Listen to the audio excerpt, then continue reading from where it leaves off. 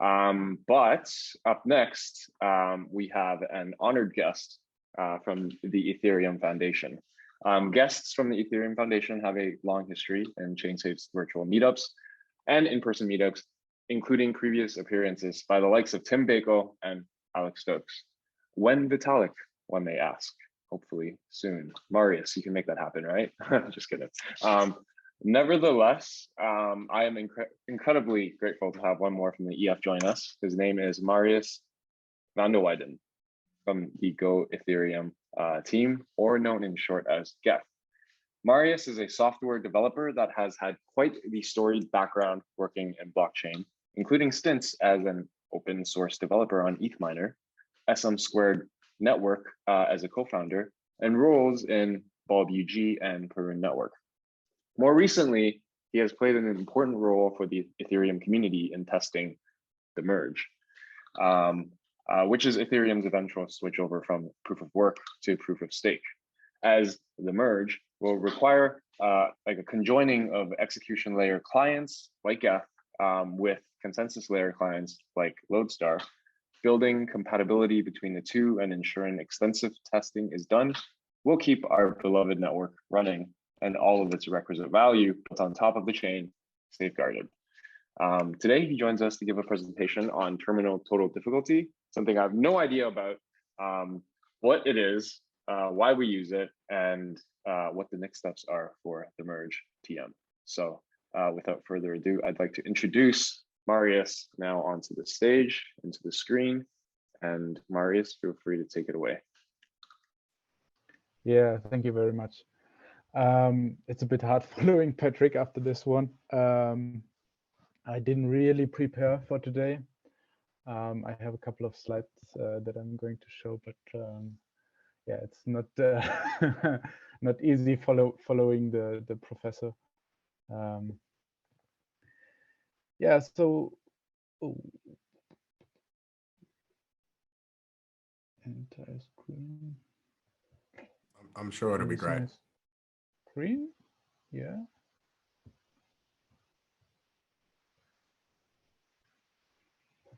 Oh, that's the. Can you see my screen?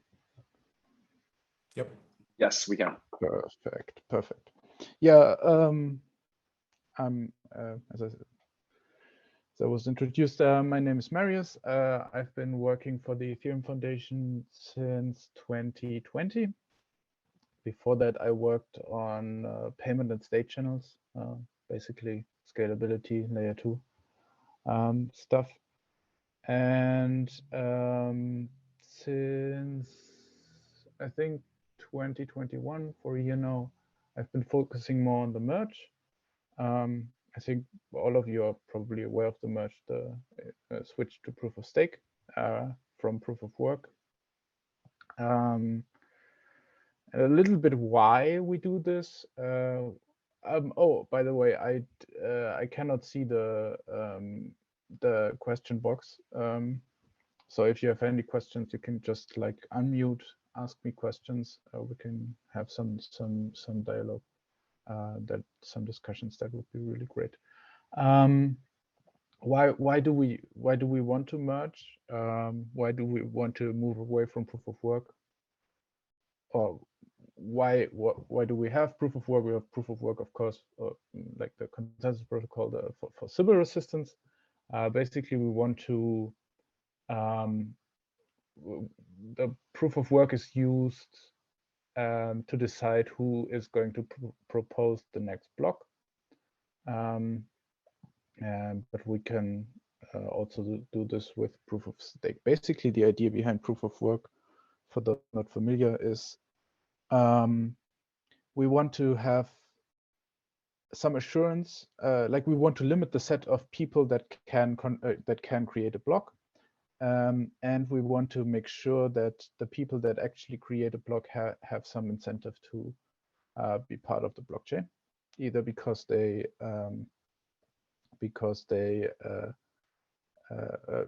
in proof of work, it's because they bought a lot of mining power, they bought a lot of hardware, and they bought a lot of energy. They used up a lot of energy to solve the proof of work puzzles. So indirectly, they used a lot of capital, and we can like let people directly use a lot of capital, and that's what we do in proof of stake. Basically, stakers set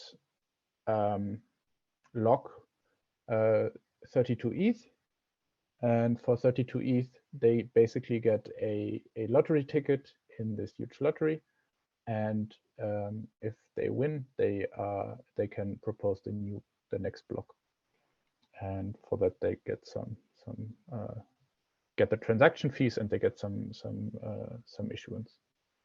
And the problem is that the transaction fees and the issuance on Ethereum is pretty high. So it was around, I don't know, 10K, 15K per block, dollars per block. And so a lot of people started adding more mining power to the network, and we have this big energy problem. Right now, Ethereum uses roughly as much energy as Ireland. And this energy, most of the energy is just used for the proof of work. And we want to get rid of this. And with proof of stake, we can reduce it by 99.95%. By the way, just as a number, Ethereum right now uses or produces 20,000 tons of CO2 every single day. And if we can get rid of this, it would be really great. Oh, we got to stop that.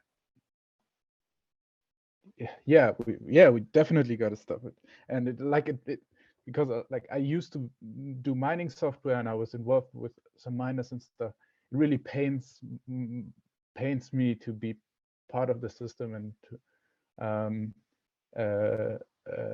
like I really want to get rid of it.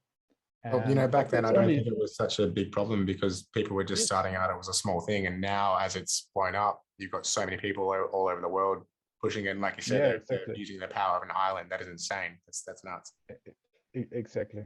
And but that's not the only thing that we want to do with the proof of stake. The other big thing is security. Basically, if you invest $100 into proof of work, you will get a lot less voting power than if you invest $100 million into proof of work, like percentage-wise, because in proof of work you have these huge economies of scale. Basically, small proof of work miners go to the local electronics shop and buy GPU, but these huge mining companies go to like the GPU builder themselves, AMD, Intel, go to the hardware manufacturers and buy them in bulk and get like 30% off or something, and so they can buy way more stake in the network. And with proof of stake, that's not the thing. Like if you input 32 ETH, you'll get exactly the same percentage as someone who inputs like 32,000 ETH, and so it's less centralizing, less economy of scale. And we already talked a bit about the gas fees. It's an issue. Proof of stake in itself will not have a direct impact on gas fees, but what it allows us is to know. Basically, we have a committee of people that can vote on blocks, and what we can do is pretty easily define sharding things where we sample some of the people in the committee. So we take some of the people in the committee into a subcommittee, and this subcommittee is then responsible for a shard. And so implementing sharding is way easier under proof of stake than it is under proof of work. So what happens with your client in proof of stake? Basically, right now we have Geth, we have the execution layer client that has the mining, that has the chain, we have the transaction pool, we have JSON RPC and all of these other stuff, all of these other components in Geth. And post-merge, we will remove the mining module from Geth, but instead have the consensus layer client. I think most of you are familiar with Lodestar because it's from ChainSafe, JavaScript consensus layer client that is following the beacon chain. So we will basically have two chains, or we already have two chains in Ethereum. We have the execution chain, which has all the transactions and the state and everything. And we have the beacon chain, which basically comes to consensus on empty blocks. It's like it was started, but it's pretty useless. And it only becomes useful when we merge these chains together. And that's why it's called the merge. And so we will remove one module from us, and then you will, after the merge, you will have to run two different clients, Geth and Lodestar or Prism, Nethermind, Lighthouse. Yeah. So what are the responsibilities that are still remaining in Geth? We still have to maintain the state of the network.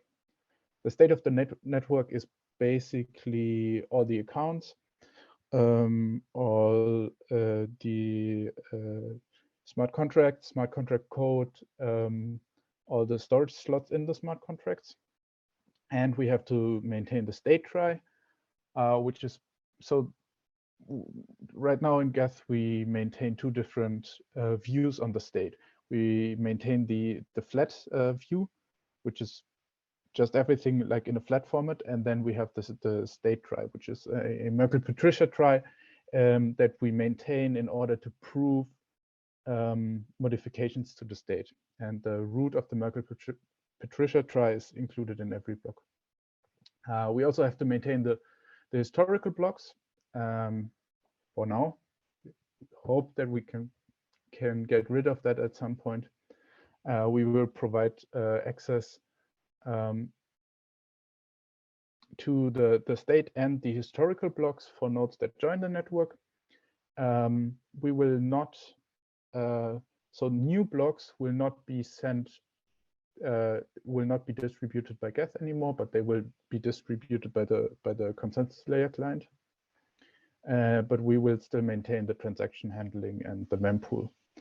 And basically the idea is the consensus layer client now becomes, post-merge becomes the leader and basically tells Geth, here, execute this block, or please create me a new block that I can assign and send to the network.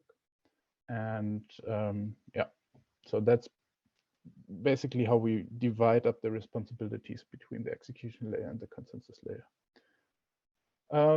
So what happens at the merge? As I said, we have right now we have two different chains. We have the proof of work chain and we have the beacon chain. The beacon chain is empty, and the proof of work chain is full of transactions. And post-merge, the execution layer blocks will be included in the beacon chain. So the proof of work blocks will be included in the beacon chain, and someone could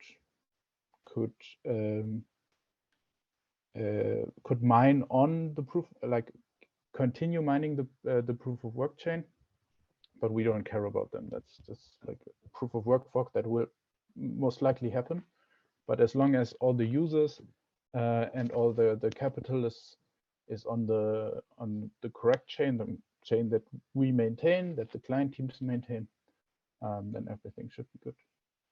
And so we use something called the total terminal difficulty to determine when we schedule the merge. And I think I have some slides for that. Yes, exactly. So we want to, usually when we schedule an update, we schedule the update by block number. We say, okay, at block 3, the London rules will be available, and every block that is not based on the London rules will be rejected. This is usually what we do when we do a hard fork in Ethereum. So that we schedule on block height. The problem is with the proof of work, we also have a difficulty for every block. Basically, the difficulty just means how difficult was the proof of work puzzle attached to this block. And so we can see here some blocks. We have the blockchain. In the end, we have like 2 sibling blocks. Block 5. These blocks are sibling blocks. They have the same parent. And what we can see here is someone trying to attack the transition. Basically, what if we say, okay, the transition is going to be at block 6? What someone can do is, instead of following the big chain, the heavy chain, they will create their own chain in secret, which has a lower difficulty, but more blocks. And so they will at some point publish this chain, and we will go into proof of stake. But the problem is that this block, which is under proof of work rules, would be the better block than this one. This and all the transactions in it will get reorged out, and so we don't want to do this. So what we have instead, for every block, we not only have the difficulty, but we also have the total difficulty. Basically, the total difficulty is just the summation of the sum of the difficulties beforehand. So for this block, it's 4 because this block has difficulty 4, and the total difficulty of the parent was 4. For this, it's 11 because this block has difficulty 11, and the total difficulty of the parent was 8. And so yeah, and by scheduling the merge at a certain total difficulty, we always know that the block that reached this terminal total difficulty,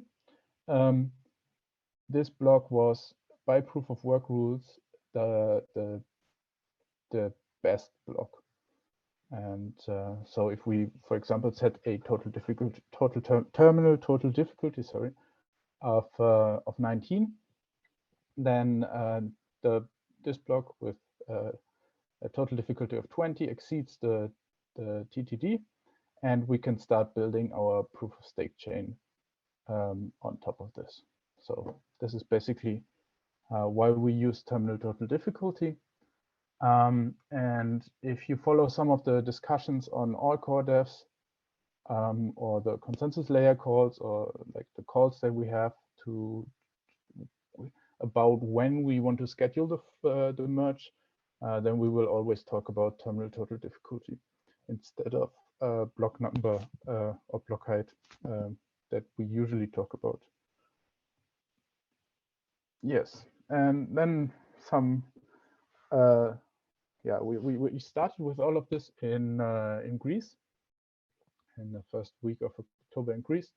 Some of the ChainSafe people, some of the Lodestar people were also there, and 5, like all the 10 client teams attended. So we have 5 teams for the consensus layer, and we have 5 teams for the execution layer. And we started like building some test cases. We started building some test networks there and implemented a prototype. And so a bit of a timeline. We had the Pythos testnet, which was the first multi-client devnet. We started that in Greece, and then we had the Kintsugi period, which basically was a lot of like 6 devnets launched every week, where we iterated over the spec and created like changed the spec a bit. And then since January, February, I think January, we started doing shadow forks. The idea of a shadow fork is basically we just copy, or no, we run nodes on the normal network. So we add some nodes to the network, let them sync up, run them on the network for some period of time, and then we define like set the terminal total difficulty on them. And so they will stop following the proof of work chain and start the merge process. And we will also set up a beacon chain, and then our private beacon chain and the nodes that we control, where we set the TTD, they will merge.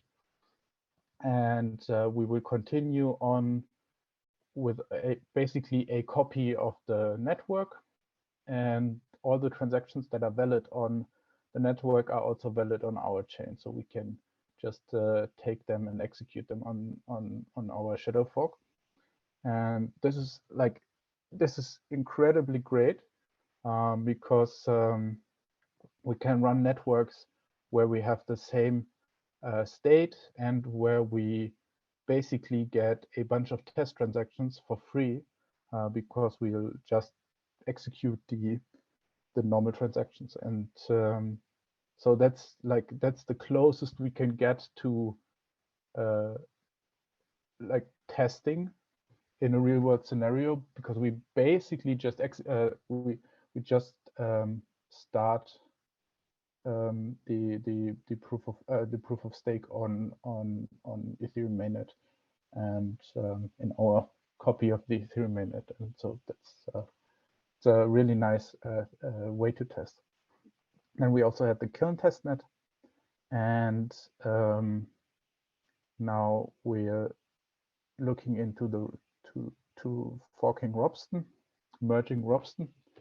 And so the beacon chain for Robston launched on the 30th, and the merge is projected for the 8th.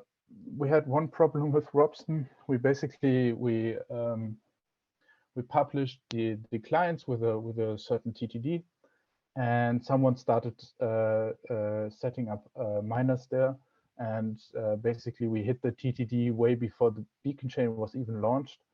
And so we had to do an emergency update of all the nodes that we controlled, and told everyone to update their TTD to make it last longer. Yeah, so that was a bit of a shit show. So this is basically how it will look post merge. You will have Geth on one side, and a consensus layer client on the other side. I think this is Lighthouse.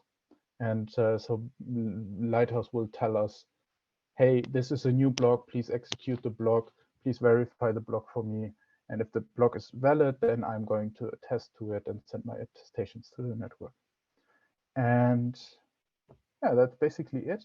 I have a bunch of websites that I wanted to show where you can follow all of this. So for all the shadow forks, we set up websites where we can, where we see all the nodes. For example, this is the ETH stats page for mainnet shadow fork 6. And as you can see, all the Aragon nodes have some problem here, but all the other nodes are in consensus and blocks are getting produced. And you can see the difficulty should be 0, 2, I don't know.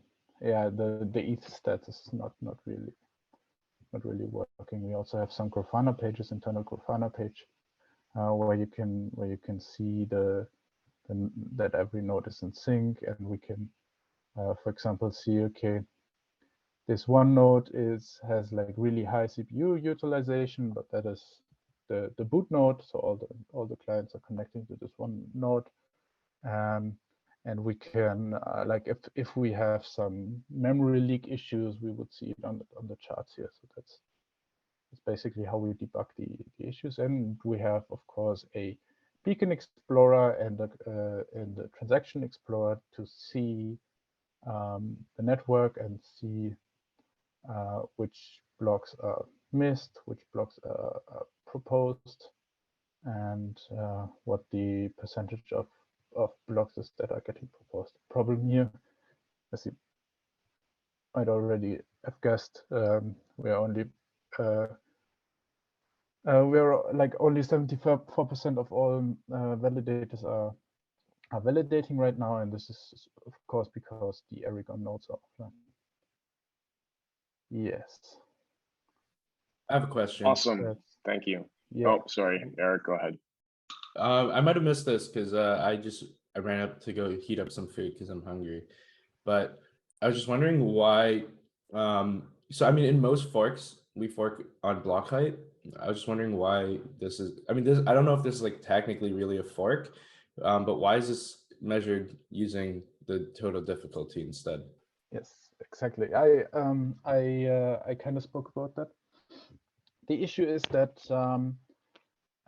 usually the fork is just if a certain block height is hit, then all the different forks that we have will enable the fork. The problem is for the merge we need a single block that we can build on, and not all of the blocks are eligible to be built on, and we only want to build upon the best proof of work block. And so someone could just go ahead and start mining a chain with really low difficulty right now that is way longer than what we have on mainnet, and that's why we do this transition based on the total difficulty and not on the block height. That makes perfect sense. Thank you.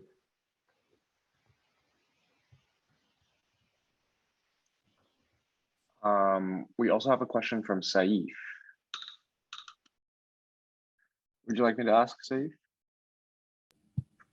Hey, yeah, I can ask. Yeah, and this is coming from complete ignorance. I don't even know how to start calculating this in napkin math. Basically, what I was trying to understand is if we did not do this proof of stake transition, and I think this reduction of energy usage is a good thing. But if we did not do this transition and the entire finance industry came onto Ethereum, what would the energy usage of Ethereum be? Would it be bigger than what the finance industry uses today, or smaller? Probably way bigger. So the energy used in Ethereum is not used for verifying the actual transactions. So only a really small part of the total energy is used for actually verifying that the transactions are valid. And in the normal financial sector, most of the energy is used for actually verifying that everything, like that the transactions are valid, that everything works and stuff. So for like the real work. In Ethereum, and proof of work, most of the energy is only used for the proof of work, which is just to see who is actually eligible for creating the next block. And people are incentivized to use more energy for that, because when like more people use the network, the transaction fees go up. The transaction fees, of course, go to the miner that mined the block, and so they are incentivized even more to spend more energy to be the one that mines the block. And is this still true with all these L2s coming up, roll-ups and whatnot, as more of the things go off chain and Ethereum is just used to, as a data availability layer?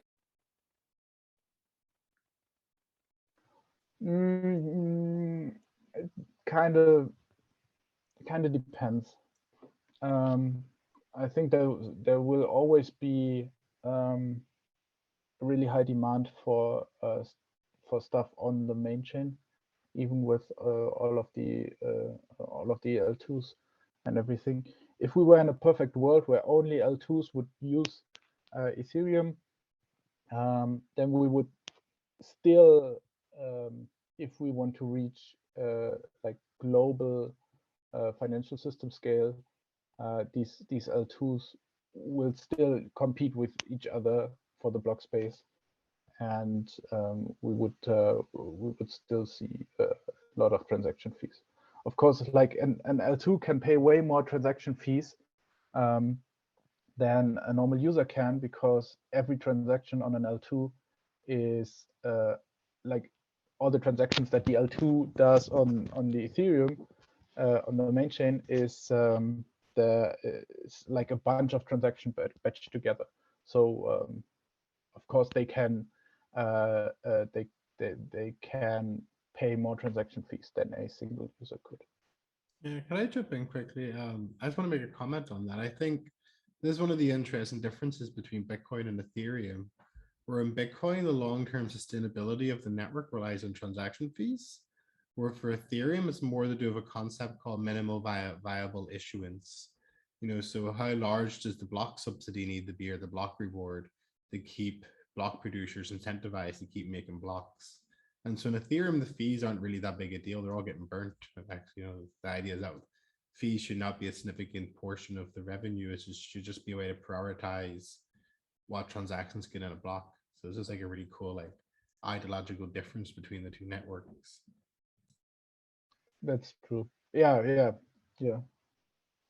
The more people actually use that rely on Ethereum security, the more we need to pay the miners to maintain that security, so that we like that.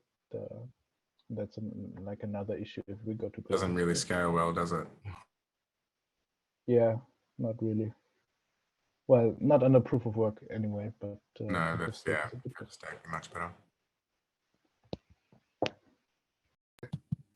Thanks, Marius. Thanks, Ben. And then Chem, you have your hand up. Yeah.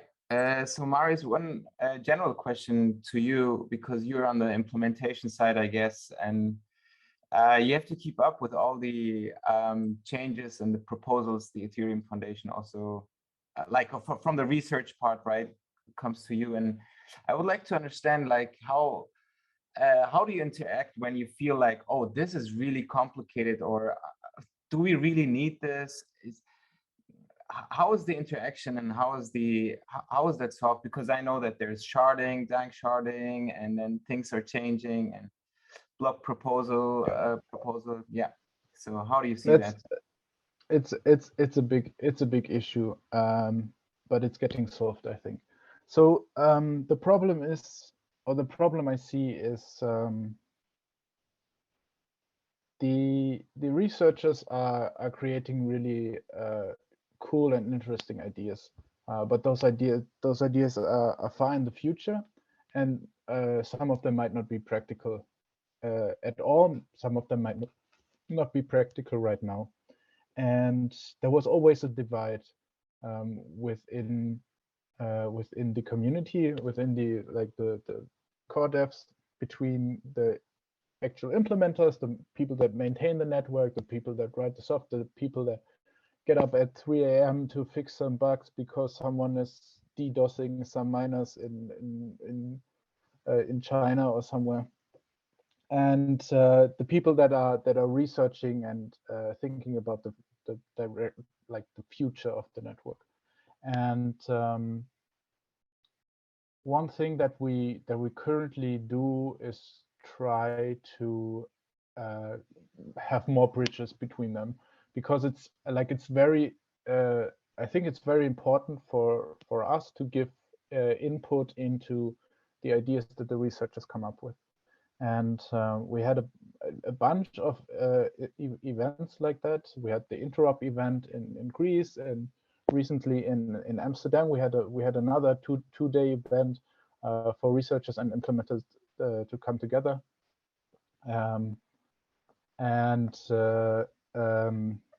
Yeah, so the problem is, one of the problems is that, like, a lot of people are looking.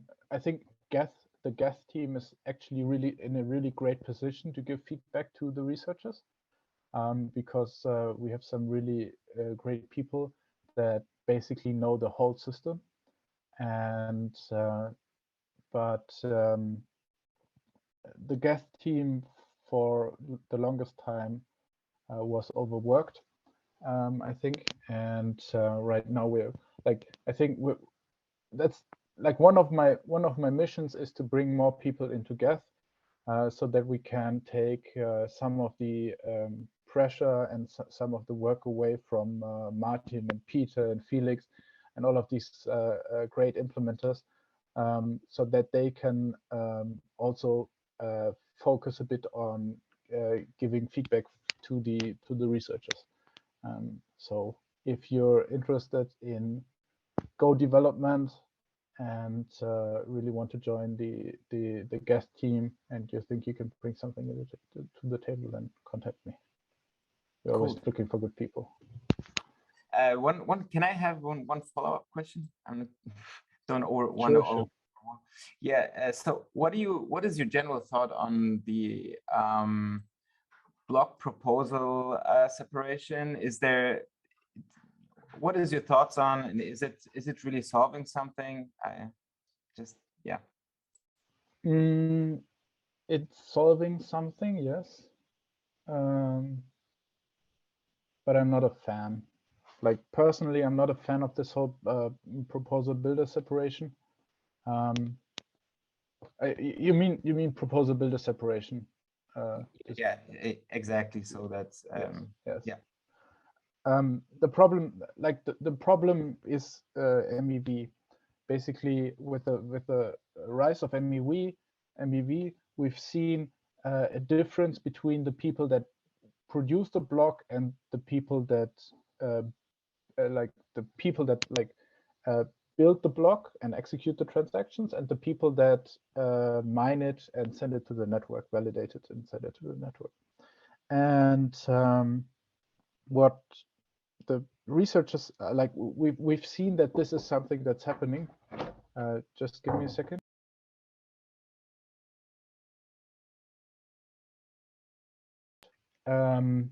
And this is something that we've seen happening.